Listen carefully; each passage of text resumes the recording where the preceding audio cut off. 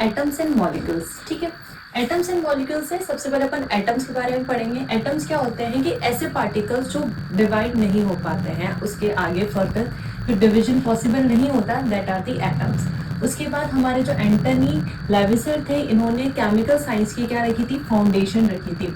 और फिर एंटनी लेविसर ने फाउंडेशन दिया था केमिकल साइंस का। उसके बाद इन्होंने यानी कि एंटनी लेविसर और जोसेफ प्रॉस्ट ने मिलकर दो लॉज दिए थे। कौन से दिए थे, कंजर्वेशन ऑफ मास दिया था और कांस्टेंट प्रोपोर्शन दिया था। कंजर्वेशन ऑफ मास ने क्या कहा था कि भाई जो केमिकल रिएक्शन में ना मास क्रिएट होगा ना डिस्ट्रॉय होगा, that is conservation of the mass. और कांस्टेंट प्रोपोर्शन के जो प्रोपोर्शन होता है, जैसे फॉर एग्जांपल वाटर H2O, हमें हाइड्रोजन दो, वाटर ये चाहिए ही चाहिए, तभी H2O बनेगा। तो that is the constant proportion का कंसेप्ट कि भाई प्रोपोर्शन जो है हमेशा सेम होना चाहिए। उसके बाद आते हैं जॉन डाल्टन, ये बहुत ही इंपॉर्टेंट है। जॉन डाल्टन, इन्होंने क्या दी थी, जो एटॉमिक थ्योरी दी थी, और इन्होंने भी वही सारी चीज़ें कही थी। इन्होंने जो दोनों लॉज है, that is the conservation of mass और कांस्टेंट प्रोपोर्शन को इन्होंने एक्सप्लेन किया था। इन्होंने भी वही बात कही थी कि जो एटम्स होते हैं वो इंडिविजिबल होते हैं।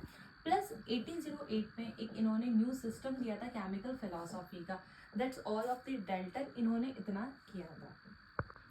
अब नेक्स्ट टॉपिक है हमारा आयंस। आयंस क्या होता है कि जब एटम्स पे किसी भी प्रकार का चार्ज आ जाता है, दैट इज आयंस। अगर पॉजिटिव चार्ज आता है तो कैटाइन होता है, नेगेटिव चार्ज आता है तो एनाइन हो जाता है।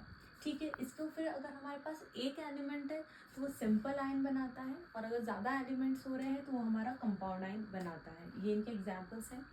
उसके बाद आते हैं हमारे मॉलिक्यूल्स। मॉलिक्यूल्स क्या होते हैं, जब दो या फिर दो से ज़्यादा एटम्स मिलते हैं, केमिकली बाउंड होते हैं, तो वो मॉलिक्यूल्स बनता है। ठीक है, नेक्स्ट हमारा टॉपिक है एटॉमिसिटी। एटॉमिसिटी क्या होता है कि जितने भी एक कोई भी कंपाउंड बना है, कोई एलिमेंट बना है, उसमें जितने भी एटम्स होते हैं, that is the atomicity.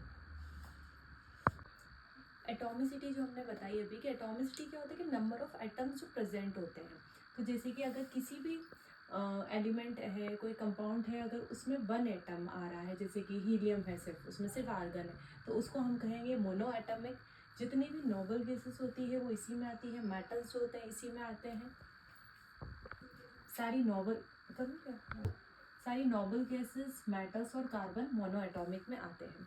Next आता है हमारा डायटोमिक। अगर दो एटम्स है उसमें तो वो डायटोमिक हो जाएंगे, तीन एटम्स है तो ट्राइटोमिक, और तीन से ज़्यादा है तो पॉलीएटॉमिक। और ये इनके एग्जाम्पल्स हैं। इसका O2N2, इसमें O3 3 है ना, मतलब कि ऑक्सीजन ऑक्सीजन ऑक्सीजन, इसीलिए ये ट्राइटोमिक, और उससे ज़्यादा होंगे तो पॉलीएटॉमिक।